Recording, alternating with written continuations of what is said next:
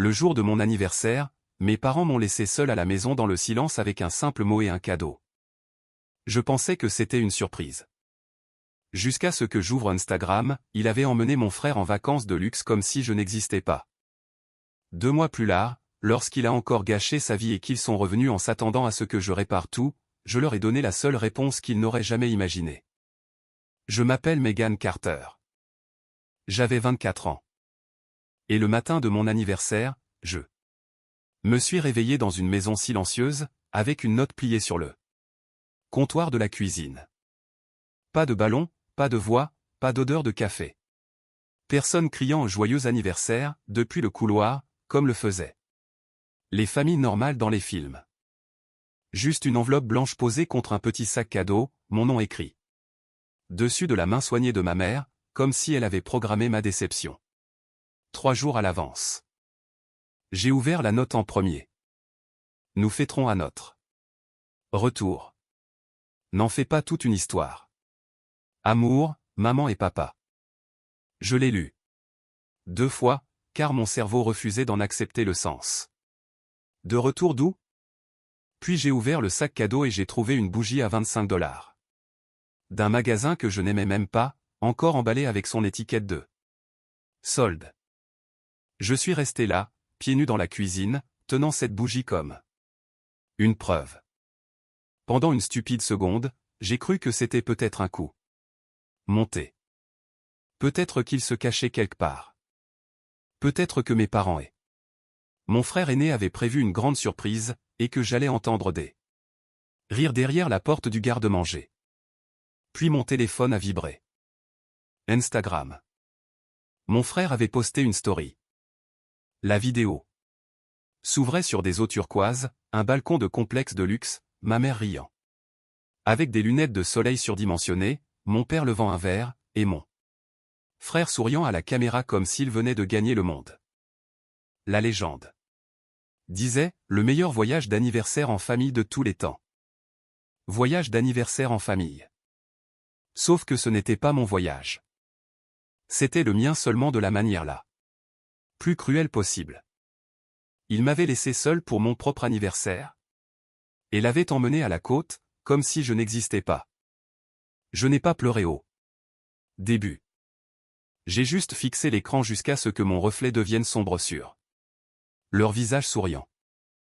Et 2 mois plus tard, quand mon frère a de nouveau ruiné sa vie, et qu'ils sont revenus s'attendant à ce que je règle tout, je leur ai donné la seule réponse qu'ils n'auraient jamais cru que j'aurais le courage de dire. Mais avant de vous dire quelle était cette réponse, et ce qui s'est passé après que mon père ait frappé la table de la main, dites-moi quelle heure il est pour vous en ce moment, et d'où vous regardez. Je suis curieuse de voir jusqu'où cette histoire voyagera. J'aimerais pouvoir dire que cet anniversaire fut la première fois que ma famille me fit me sentir invisible. Mais ce serait le plus beau mensonge que j'ai jamais raconté. Mon frère Ethan avait toujours été le soleil dans notre maison, et le reste d'entre nous était censé graviter autour de lui. Si Ethan réussissait un cours, mes parents commandaient des plats à emporter pour célébrer sa résilience. Si j'étais sur la liste d'honneur, ma mère disait, c'est bien, chérie, sans lever les yeux de son téléphone. Si Ethan avait des ennuis, toute la famille passait en mode urgence. Si je me blessais, on me félicitait d'être assez forte pour le gérer. C'était mon rôle assigné, fiable, calme, utile, et jamais gênante. Je suis devenue la fille qui se souvenait des échéances, allait chercher les ordonnances, remplissait les formulaires en ligne, conduisait mes parents à l'heure rendez-vous, payait la facture de téléphone d'Ethan quand il oubliait, et écoutait quand tout le monde était trop fatigué pour s'en soucier. On ne me traitait pas comme la plus jeune enfant. On me traitait comme une assistante non rémunérée, avec une enfance en prime. Ce matin-là, assise seule à la table de la cuisine, avec la bougie à côté de moi, je faisais défiler l'heure. Photo de vacances, comme quelqu'un qui appuie sur une contusion juste pour prouver qu'elle fait encore mal. Il y avait Ethan au salon de l'aéroport. Il y avait mes parents sur un yacht. Il y avait un selfie de groupe au dîner. Tous les trois souriaient soudés. Guirlande lumineuse. Ma mère avait commenté sous le post d'Ethan, tellement reconnaissante de passer du temps avec nos personnes préférées. Personnes préférées. J'ai continué à lire ces mots, jusqu'à ce que quelque chose en moi devienne froid. Je n'étais même pas encore en colère. La colère aurait exigé que je crois que je méritais mieux. Et à ce moment-là, je n'étais pas sûr d'y croire. J'avais honte de vouloir si désespérément qu'ils appellent. Mais les seuls messages que j'ai reçus étaient des emails d'anniversaire automatisés, et un texto de mon meilleur ami, Charles. Joyeux anniversaire, Meg. Dîner ce soir. J'ai fixé son message jusqu'à ce que mon écran s'éteigne. Puis j'ai tapé, peux-tu venir à la place? Il a répondu en moins de 10 secondes, j'attrape déjà le gâteau. Pendant que j'attendais, j'ai traversé la maison et remarqué des choses que je m'étais entraîné à ne pas remarquer. Mes parents avaient fait leur valise à la hâte, mais pas au point d'oublier les barres protéinées préférées d'Ethan dans le garde-manger. Ma mère avait pris le sac de plage que je lui avais offert à Noël dernier. Mon père avait laissé une pile d'enveloppes impayées près du micro-ondes, avec une note autocollante. Dessus, Megan, peux-tu t'en occuper? Même le jour de mon anniversaire, alors qu'il buvait au bord de l'océan sans moi, il s'attendait toujours à ce que je m'occupe de ce qu'ils laissaient derrière eux. Au moment où Charles a frappé, j'avais aligné les enveloppes sur le comptoir. Comme des preuves de tribunal. Il est entré avec un gâteau de supermarché, des assiettes en carton, et une expression sur son visage qui a changé la seconde où il a vu le mien. Qu'est-ce qui s'est passé? A-t-il demandé. J'ai désigné la note, le sac cadeau, la story Instagram, et les factures. Charles a lu la note en premier. Puis il a regardé la story. Puis il a regardé les enveloppes. Il n'a pas dit ce que j'attendais. Il n'a pas dit « je suis désolé ». Il a dit tranquillement « Megan, ce n'est pas de l'oubli. C'est un système ». Cette phrase a eu plus d'impact qu'aucune insulte, parce qu'au fond de moi, je savais qu'il avait raison. Mes parents ne m'avaient pas oublié. Accidentellement. Ils avaient simplement fait un choix. Ils avaient supposé que je survivrais, encore une fois. Charles a coupé le gâteau et a planté une bougie au centre, car il a dit qu'un anniversaire méritait au moins une vraie bougie. Il m'a demandé la dernière fois que ma famille avait célébré quelque chose pour moi, sans le comparer à Ethan. J'ai ouvert la bouche, puis je l'ai refermée. Je ne me souvenais d'aucun souvenir limpide. Puis mon téléphone a vibré à nouveau. Un autre post Instagram, une vidéo d'Ethan ouvrant une montre de designer au dîner, pendant que mes parents applaudissaient. Mon dîner d'anniversaire, ma chaise vide, son cadeau. La voix de ma mère en arrière-plan disait, tu le mérites, après tout ce que tu as traversé. J'ai posé le téléphone face contre terre. Charles a attendu. Veux-tu continuer à faire ça, a-t-il demandé. Je savais ce qu'il voulait dire. Pas seulement les factures, pas seulement Ethan, mais tout le schéma, le pardon automatique, la façon dont j'acceptais les miettes et les appelais d'eux. L'amour, parce que demander plus me semblait dangereux. J'ai regardé à nouveau les enveloppes, puis la note, puis le gâteau que Charles avait acheté, avec mon nom écrit en glaçage bleu. Pour la première fois ce jour-là, quelque chose de plus vif que la tristesse m'a traversé. Non, ai-je dit. Ce n'était à peine plus qu'un murmure, mais cela ressemblait à une porte qui s'ouvrait. Cette nuit-là, après le départ de Charles, je n'ai pas payé les factures. Cela peut sembler insignifiant, mais pour moi, cela ressemblait à une rébellion. Je les ai laissés exactement là où mon père les avait posés, avec la note autocollante et tout le reste. Puis j'ai ouvert mon application bancaire, et j'ai regardé les virements automatiques que j'avais mis en place au fil des ans. 200 $ chaque mois pour les charges de mes parents, 150 $ pour le téléphone. d'Ethan et ses abonnements de streaming, 300 $ pour un compte d'urgence familial temporaire, qui était en quelque sorte devenu permanent. J'avais commencé ces paiements à 21 ans, parce que ma mère avait pleuré, et dit que la famille se noyait. Je n'ai jamais demandé pourquoi Ethan, qui avait toujours de l'argent pour des baskets, des concerts, et des voyages de week-end, n'était jamais sollicité pour contribuer. Je connaissais déjà la réponse. La responsabilité était quelque chose que mes parents m'assignaient parce qu'ils me faisaient confiance. La liberté était quelque chose qu'ils donnaient à Ethan parce qu'il l'aimait. Mon doigt a hésité au-dessus du premier virement. J'ai entendu la voix de ma mère dans ma tête, la famille s'entraide. Puis j'ai entendu la voix de Charles, un système. J'ai annulé le virement des charges. Mes mains tremblaient. J'ai annulé le paiement du téléphone d'Ethan. Ma gorge s'est serrée. J'ai annulé le dépôt sur le compte d'urgence. Je m'attendais à ce que la foudre frappe. Rien ne s'est passé. Le monde n'a pas pris fin parce que j'ai arrêté de financer des gens qui m'avaient abandonné. Je suis resté assise là, fixant les écrans de confirmation, attendant que la culpabilité m'engloutisse. Mais un autre sentiment est venu en premier. Le soulagement. Calme. Inconnu. Un soulagement presque effrayant. Le lendemain matin, ma mère m'a enfin envoyé un texto. Pas joyeux anniversaire. Pas je suis désolé. Juste, peux-tu t'assurer que la facture d'électricité est réglée avant le 15? Ton père a oublié. J'ai regardé le message pendant longtemps. Puis j'ai tapé, non, je ne m'occuperai plus des factures de la maison. Les 3 points sont apparus instantanément, ont disparu, sont réapparus. Puis est venue sa réponse, Megan, ne fais pas de drame. Nous essayons de profiter d'un voyage paisible. C'est à ce moment-là que j'ai compris à quel point il m'avait profondément entraîné. Leur paix exigeait mon silence. Leurs vacances exigeaient mon travail. Leur confort exigeait ma disparition. Je n'ai pas répondu.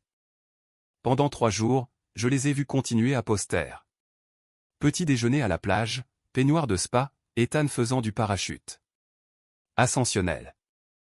Mon père a légendé une photo, rien de mieux que du temps en famille.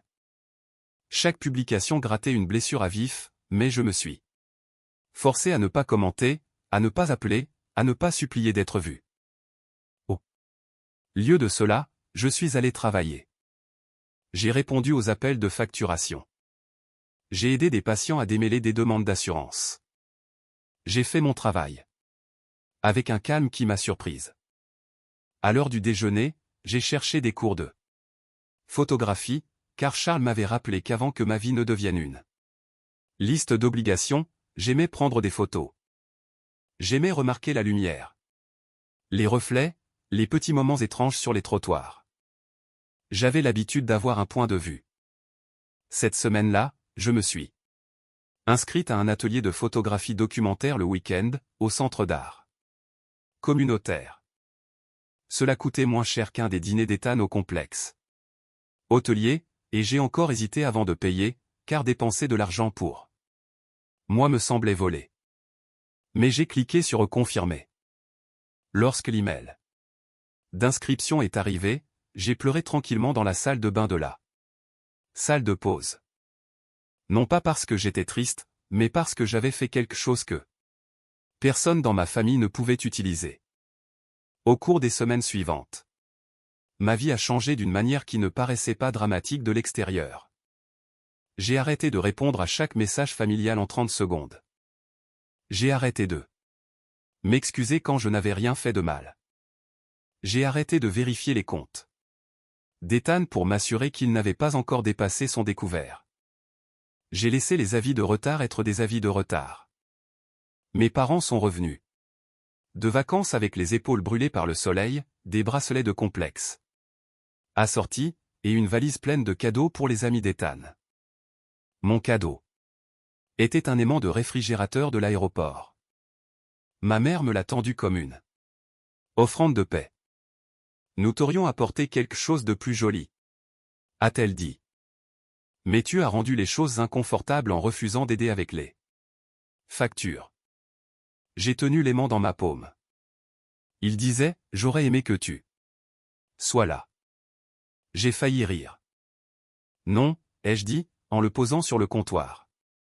Vous ne l'avez pas fait. Mon père a froncé les sourcils. Ne sois pas irrespectueuse. Ce mot encore. Irrespectueuse.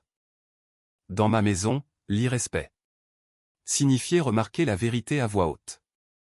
Ethan est entré derrière eux, portant la montre de designer de la vidéo. Naviguant sur son téléphone. Il n'a pas mentionné mon anniversaire. Il n'a pas mentionné le voyage. Il a juste dit, Meg, as-tu annulé quelque chose? Ma facture de téléphone a été rejetée. Ma mère m'a jeté un regard, comme si j'avais embarrassé la famille en ne poursuivant pas un devoir secret pour lequel personne ne m'avait remercié. J'ai dit, oui. J'ai annulé mon paiement. Ethan a cligné des yeux. Pourquoi? Parce que c'est ton téléphone. Il a ri une fois, comme si j'avais fait une blague qu'il ne comprenait pas. D'accord, mais tu la paies. Toujours. Plus maintenant. Mon père a posé sa valise avec force. Megan. Ce n'est pas le moment pour une de tes déclarations émotionnelles. 7. Ancienne version de moi aurait reculé immédiatement. Elle se serait excusée, aurait payé la facture, et aurait passé le reste de la nuit à se détester. Mais la nouvelle version de moi était encore petite, encore tremblante, encore en train d'apprendre à se tenir debout. Elle est restée. Ce n'est pas émotionnel, ai-je dit. C'est financier. La bouche de ma mère s'est pincée. Nous en parlerons quand tu seras plus calme. Je suis calme. Maintenant. Le silence s'est répandu dans la cuisine. Ethan avait l'air plus agacé qu'inquiet, comme si j'avais déplacé une chaise où il s'attendait à s'asseoir. Mes parents avaient l'air confus, et cela faisait presque plus mal que la colère. Ils n'étaient pas choqués parce que j'avais tort. Ils étaient choqués parce que j'avais cessé de jouer le rôle qu'ils m'avaient écrit. Je suis rentré chez moi ce soir-là, à mon appartement, et j'ai ouvert mon devoir de photographie. La consigne était simple, documenter une absence. J'ai fixé ces mots pendant longtemps. Puis j'ai su exactement ce que j'allais photographier. Pour mon premier projet de photographie, j'ai pris des photos de ce que ma famille laissait derrière elle. Pas leur visage, pas de documents privés, rien de cruel ou d'illégal. Juste des objets. La note d'anniversaire sur le comptoir de ma cuisine. L'étiquette de solde sur la bougie. L'enveloppe impayée empilée à côté d'un aimant de complexe de luxe. La chaise vide à notre ancienne table de salle à manger, où je m'asseyais pendant que tout le monde me parlait par-dessus. La boîte de montre de créateur d'Ethan, à côté d'un dernier avis pour son assurance automobile. L'aimant j'aurais aimé que tu sois là de ma mère, placé sous la capture d'écran Instagram que j'avais imprimée pour moi seul. Le projet s'appelait Preuve d'absence. Je n'avais pas prévu de le montrer à d'autres qu'à ma classe. Honnêtement, j'ai failli supprimer tout le dossier. 3 fois. Cela me semblait trop honnête, trop exposé. Mais le jour de la critique, mon instructrice est restée longtemps devant mes tirages, silencieuse. Puis elle a dit, il ne s'agit pas d'être oublié.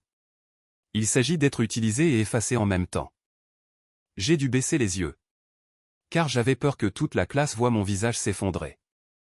D'autres élèves ont commencé à parler des photos. Ils ont remarqué des choses que je n'avais même pas réalisé avoir capturées. La façon dont les factures semblaient plus lourdes que le cadeau. La façon dont les notes semblaient polies mais froides. La façon dont la chaise vide semblait être une personne. Pour la première fois. des étrangers comprenaient ma vie sans que j'aie à la défendre. Mon instructrice m'a encouragé à soumettre la série à une petite exposition locale pour artistes émergents. J'ai failli dire non. Puis j'ai pensé au texto de ma mère, ne fais pas de drame. Le drame, ai-je réalisé, était ce que les gens appelaient la vérité quand elle les mettait mal à l'aise. Alors je l'ai soumis sous mon nom complet. Des semaines ont passé. Ma famille ne savait rien du projet. Ils étaient trop occupés par le nouveau désastre d'Ethan. Il avait perdu son emploi chez un concessionnaire de voitures de luxe après avoir emprunté un acompte client pour couvrir une dette personnelle. C'est ainsi que ma mère l'a décrit au début, emprunté.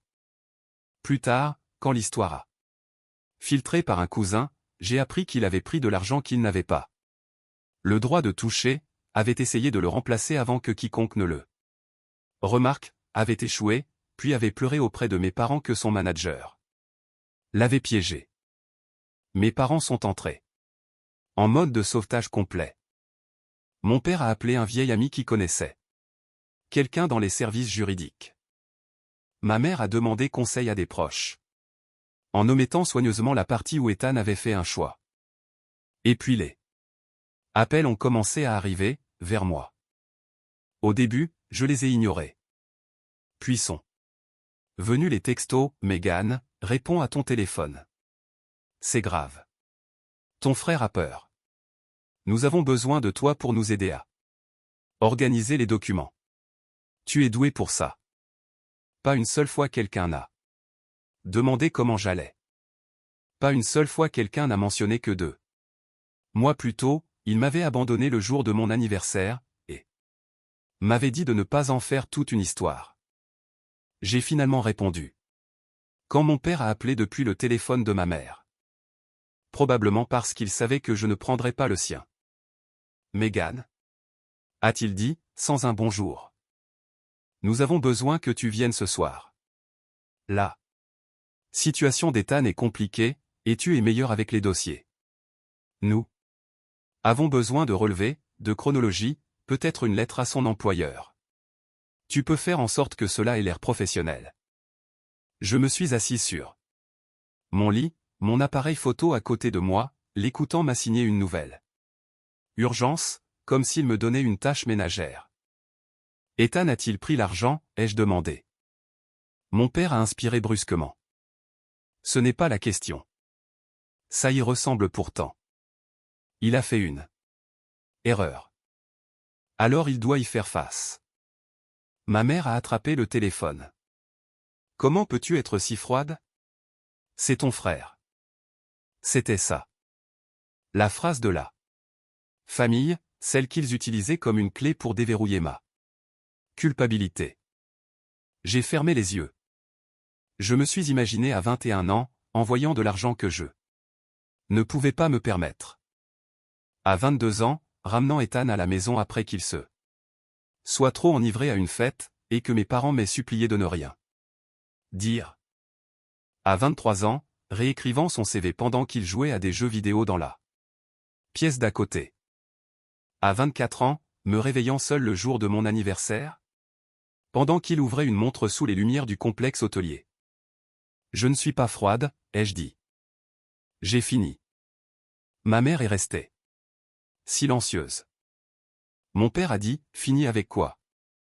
D'être l'équipe de nettoyage pour des gens qui ne me gardent même pas une place.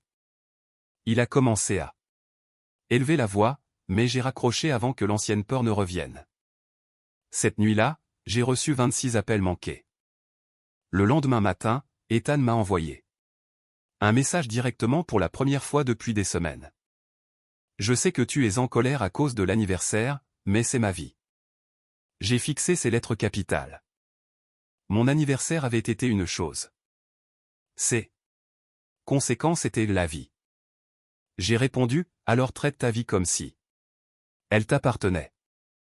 Il a répondu, tu apprécies ça, n'est-ce pas? Je n'ai pas répondu, car la vérité était compliquée. Je n'appréciais pas sa douleur. J'appréciais, pour la première fois, de ne pas m'abandonner pour l'arrêter. La Confrontation a eu lieu un jeudi soir, 2 jours avant mon exposition photographique. Mes parents sont arrivés à mon appartement sans prévenir, Ethan se tenant derrière eux, en hoodie, le visage pâle et furieux. J'ai ouvert la porte seulement parce qu'il frappait assez fort pour que mes voisins entendent. Ma mère m'a dépassé la première, déjà en pleurs. Mon père a suivi, portant un dossier rempli de papiers. Ethan est resté près de la porte, les bras croisés, me regardant comme si j'étais la personne qui avait ruiné sa vie, au lieu de celle qui avait cessé de la réparer. Nous ne partirons pas tant que tu n'auras pas écouté, a dit mon père. Vous n'avez pas le droit d'entrer dans mon appartement et d'exiger quoi que ce soit, ai-je dit. Ma voix tremblait, mais je n'ai pas bougé. Il a jeté le dossier sur ma table basse. Des papiers ont glissé sur la surface. Ton frère pourrait tout perdre. Il a perdu son emploi parce qu'il a pris de l'argent. Ethan a rétorqué, j'allais le remettre. Ça ne le rend pas tien. Son visage s'est assombri. Tu attendais ça. Avoue-le. Tu m'as toujours détesté. Parce que maman et papa m'aimaient plus. La pièce est devenue si silencieuse que j'entendais le réfrigérateur ronronner. Ma mère a murmuré, Ethan. Mais elle ne l'a pas nié. C'est ce qui m'a presque brisé, pas sa cruauté, mais son silence. Je les ai regardés tous les trois, et j'ai soudain vu la structure familiale. Avec une clarté terrifiante. Ethan avait été élevé à croire que l'amour signifiait le sauvetage. J'avais été élevé à croire que l'amour signifiait le sacrifice. Et mes parents avaient appelé cela l'équilibre. Mon père a pointé le dossier. Tu connais la facturation médicale. Tu connais les papiers. Tu sais comment rédiger des appels et organiser des dossiers. Aide-nous. Simplement à rendre cela moins intentionnel. J'ai failli rire de choc. Vous voulez que je l'aide à mentir? Ne déforme pas mes mots, a-t-il aboyé. Je te demande de protéger ton frère. De la vérité. Ma mère a commencé à pleurer plus fort. Megan, s'il te plaît. Nous avons fait des erreurs. Peut-être n'aurions-nous pas dû partir en voyage sans toi, mais tu dois comprendre qu'Ethan était dans un endroit si sombre, et nous pensions que les vacances l'aideraient. Le jour de mon anniversaire, nous allions le fêter plus tard, avec une bougie en solde. Elle a tressailli. La mâchoire de mon père s'est serrée. C'est exactement ton problème. Tu tiens les comptes. Cette phrase a eu un effet sur moi. Elle a brûlé la dernière excuse molle que je leur gardais. Non, ai-je dit. Je garde les reçus parce que personne ne croit au compte. Je me suis dirigé vers mon bureau, et j'ai ouvert le tiroir où je gardais une petite enveloppe de capture d'écran imprimée et de notes, non pas pour les attaquer, non pas pour les faire chanter, mais pour moi-même. Une preuve que je n'étais pas folle. J'ai posé la note d'anniversaire sur la table, puis la capture d'écran de la légende personne préférée, puis les confirmations de virement automatique, puis le SMS où ma mère me demandait de payer la facture d'électricité pendant qu'elle était au complexe. Ma mère a fixé les papiers comme s'ils étaient écrits dans une autre langue. Le visage de mon père s'est crispé. Qu'est-ce que c'est? Une chronologie pour quoi? Pour moi. Alors la prochaine fois que vous me direz que je suis dramatique, égoïste, ou que je me souviens mal des choses, je pourrai me rappeler que ce n'est pas le cas. Ethan a ricané. Waouh, tu as fait un album. Photo de victime. Je l'ai regardé, et pour la première fois, je ne me suis pas sentie plus petite. Je me suis sentie triste pour lui. Non pas pardonnante, non pas douce, juste triste. Tu penses que la responsabilité est une attaque parce que tu n'as jamais eu à l'expérimenter. Il a fait un pas vers moi. Tu ne sais rien de moi. J'en sais assez. Je sais que chaque fois que tu es tombé, quelqu'un m'a poussé sous toi pour amortir la chute. Ma mère a tendu la main vers la mienne, mais je me suis retiré. Mégane, que veux-tu de nous? Des excuses. J'ai voulu dire oui. J'ai voulu dire que j'en voulais de vrai. Une qui nomme le mal, et qui ne demande rien après. Mais en regardant son visage désespéré, j'ai réalisé qu'elle ne demandait pas parce qu'elle voulait me réparer. Elle demandait parce qu'elle voulait le bon mot pour me rendre de nouveau utile. Non, ai-je dit, je veux que vous partiez. Mon père m'a fixé. Tu tournerais le dos à ta propre famille. C'était la question que j'avais crainte toute ma vie. Celle qui me mettait à genoux. Mais maintenant, je pouvais enfin entendre le piège qu'elle contenait. Vous avez tourné le dos les premiers, ai-je dit. J'ai juste arrêté de rester là où vous m'aviez laissé. Ethan a juré à voix basse. Ma mère sanglotait. Mon père a ramassé le dossier. Avec des mains tremblantes, furieux parce que la colère était plus facile que la honte. À la porte, il s'est retourné. Quand cela détruira ton frère. Souviens-toi que tu as choisi ça. J'ai tenu la porte ouverte. Non, c'est lui. Qui l'a choisi? Vous l'avez protégé. Je ne paie plus pour ça. Après leur départ, mes genoux ont fléchi. Je me suis assise sur le sol et j'ai pleuré si fort que mes côtes me faisaient mal. Non pas parce que je le regrettais, mais parce que briser un schéma, c'est comme briser ses propres os. Quand ce schéma est tout ce que l'on a toujours connu.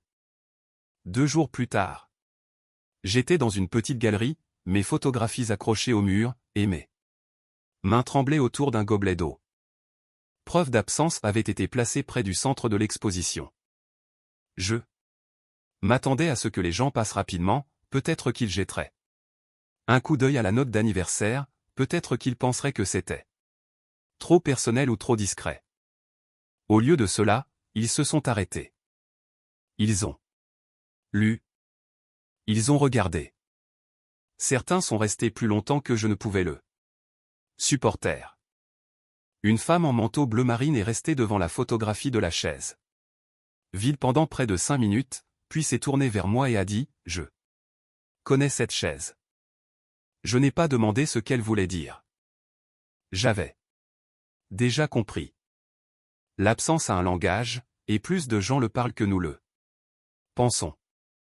Charles est venu se tenir à côté de moi, fier et protecteur, sans essayer de prendre le contrôle du moment.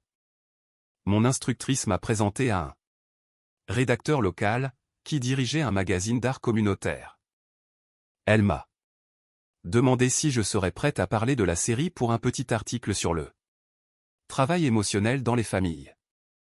Mon premier réflexe a été de dire non. La vie privée avait toujours été mon bouclier, mais le silence avait aussi été ma cage. J'ai accepté à une condition. Je parlerai de mon expérience sans nommer ma famille, au-delà de ce qui était déjà dans mon propre nom.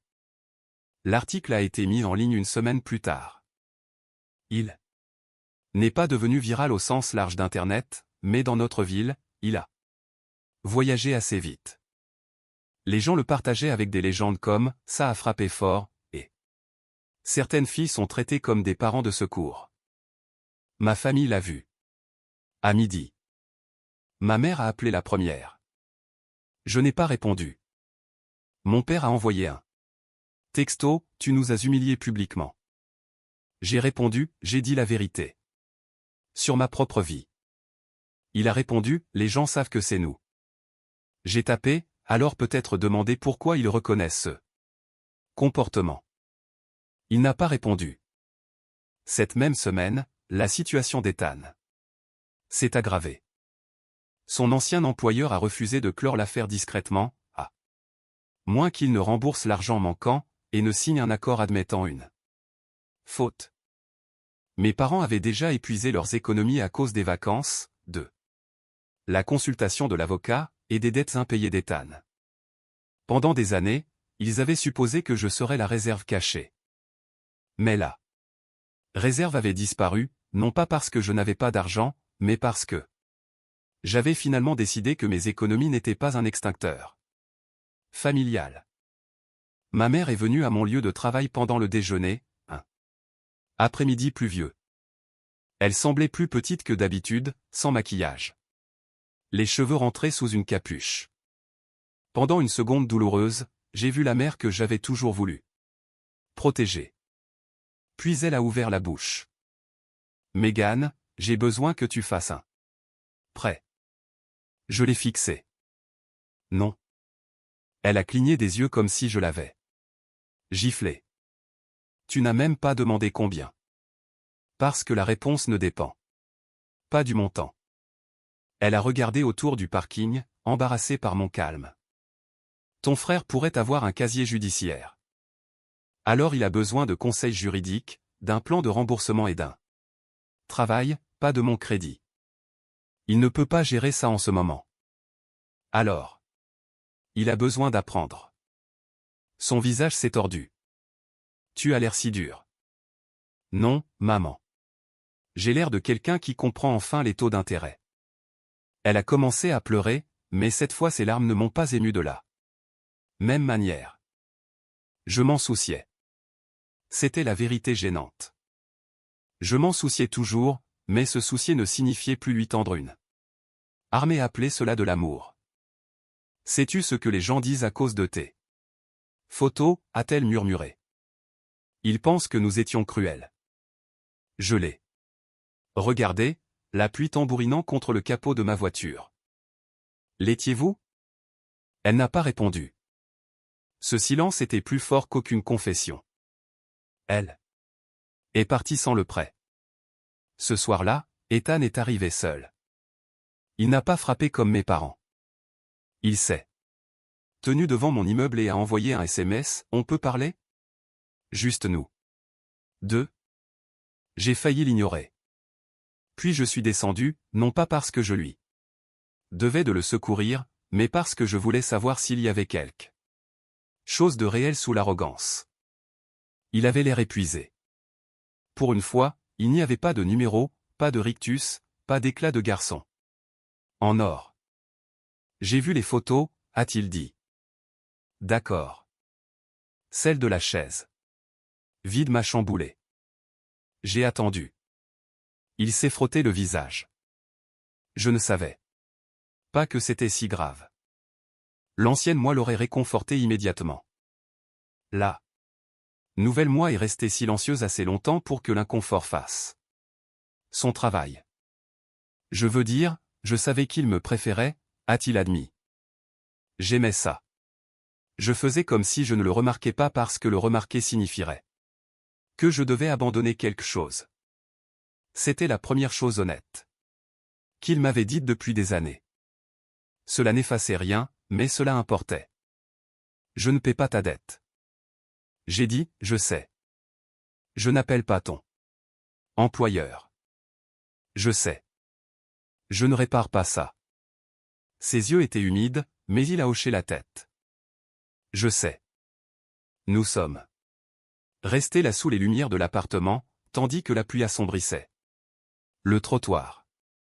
Il avait l'air plus jeune que 27 ans à ce moment-là, comme un enfant, réalisant enfin que le sol n'avait jamais été solide.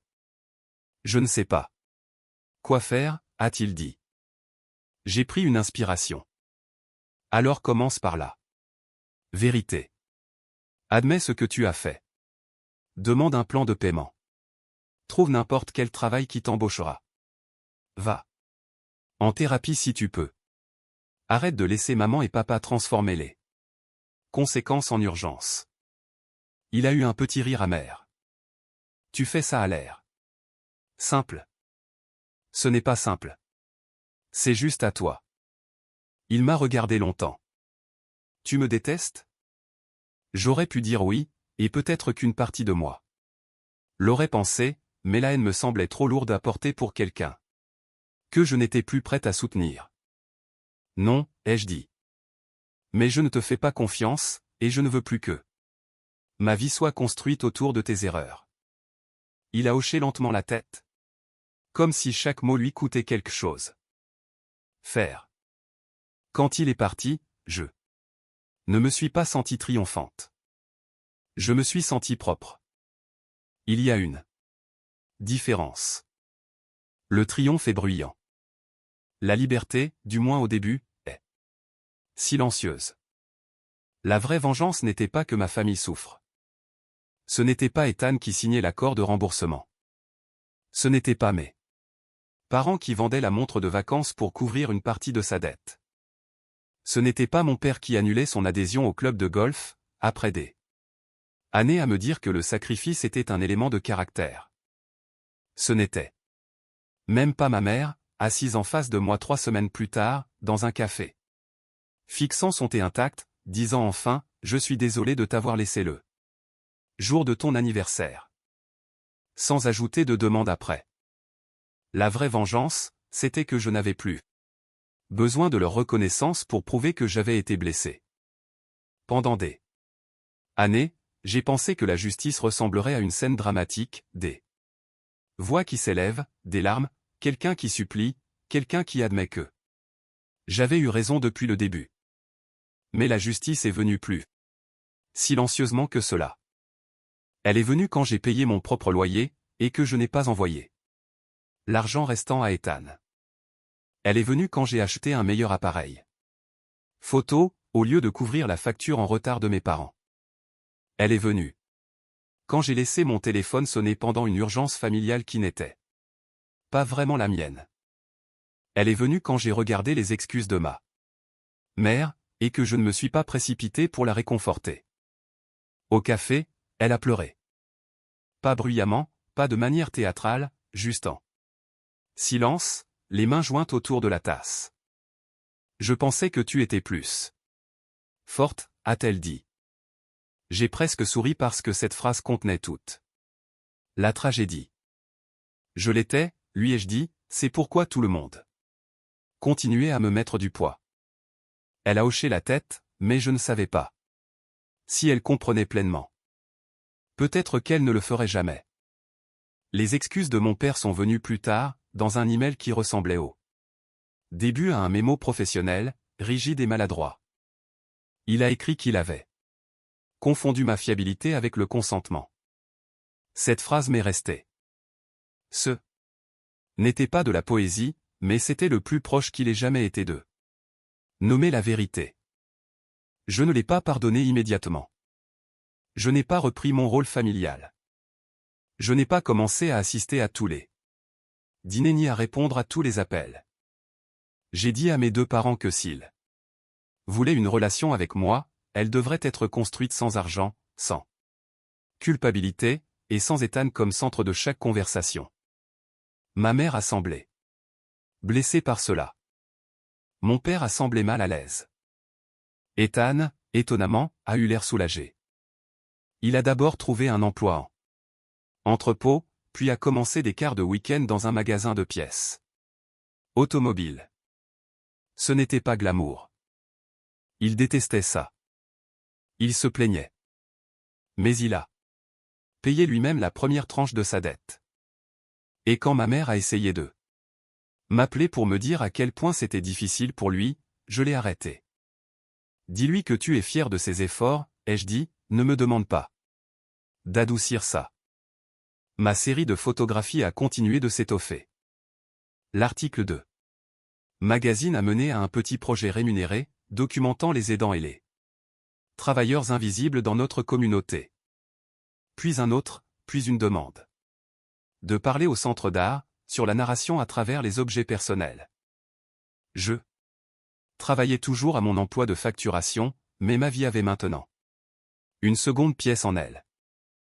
Une où je n'étais pas utile parce que je secourais les gens, mais parce que je voyais les choses clairement. Pour mon 25e anniversaire, je me suis réveillé tôt, et j'ai préparé mon propre café. Il n'y avait pas de notes pliées, pas de bougies en solde, pas de maison vide attendant de m'humilier. Charles est venu. Avec le petit déjeuner et un gâteau ridicule en forme d'appareil photo. Plus tard dans la journée, Ethan a envoyé un texto « Joyeux anniversaire ». Pas d'excuses. J'espère que c'est une bonne journée. J'ai regardé le message pendant un moment, puis j'ai répondu « merci ». Rien de plus. Mes parents ont demandé s'ils pouvaient m'emmener dîner ce soir-là. J'ai dit non, mais j'ai proposé un déjeuner la semaine suivante.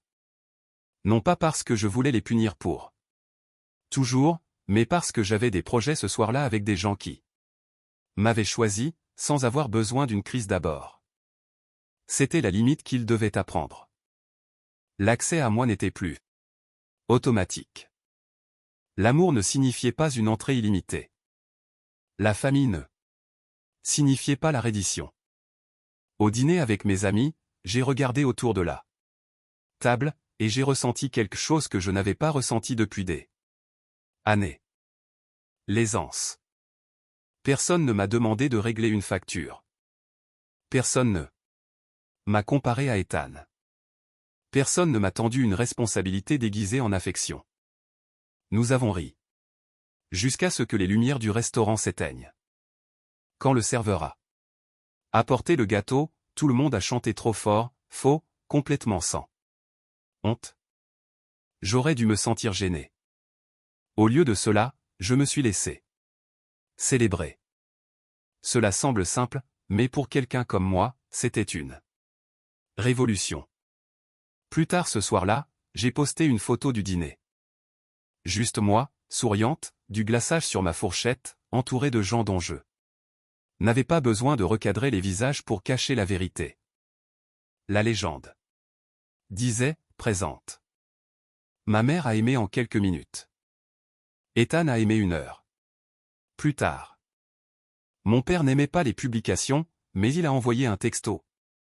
On dirait une bonne soirée. Je n'avais pas besoin de transformer cela en preuve de guérison. Je n'avais pas besoin de l'analyser jusqu'à ce que cela devienne un espoir ou une déception. J'ai posé le téléphone et je suis retourné à ma vie, parce que c'était la réponse qu'ils n'attendaient jamais de moi quand ils sont revenus en exigeant de l'aide. Pas des cris, pas une vengeance de la manière dont ils auraient pu m'accuser d'être cruel. Juste un mot. Non. Non au prêt. Non au mensonge. Non au nettoyage. Non à être laissé pour compte, et toujours attendu pour ramener tout le monde à la maison. Et oui à moi-même. Oui à la femme qui attendait sous toute cette obéissance. Oui à l'anniversaire que je méritais. Oui. À un avenir où je pouvais aimer les gens sans disparaître pour eux. Alors, si vous avez déjà été la personne fiable, la personne calme, celle dont tout le monde se souvient seulement quand quelque chose ne va pas, j'espère que vous entendez cela clairement. Être fort ne signifie pas être disponible sans fin. Parfois, la chose la plus puissante que vous puissiez faire est d'arrêter de prouver votre valeur aux personnes qui profitent de votre doute. Et si votre famille ne remarque votre absence que lorsque votre travail disparaît, peut-être ne vous voyait-elle jamais vraiment. Peut-être qu'elle utilisait seulement la lumière que vous continuiez à laisser allumer pour eux. La mienne s'est éteinte pour eux cette année-là, mais pour moi, elle s'est enfin allumée. Mon équipe et moi travaillons dur pour créer des histoires significatives et émotionnelles qui peuvent divertir les spectateurs, tout en laissant derrière elles quelque chose de précieux à méditer. Cette histoire est entièrement fictive, et créée uniquement à des fins de narration, d'éducation et de divertissement. Nous espérons que chaque vidéo pourra rappeler aux spectateurs le respect d'eux. Soit, la force émotionnelle, et l'importance de choisir la paix après une trahison.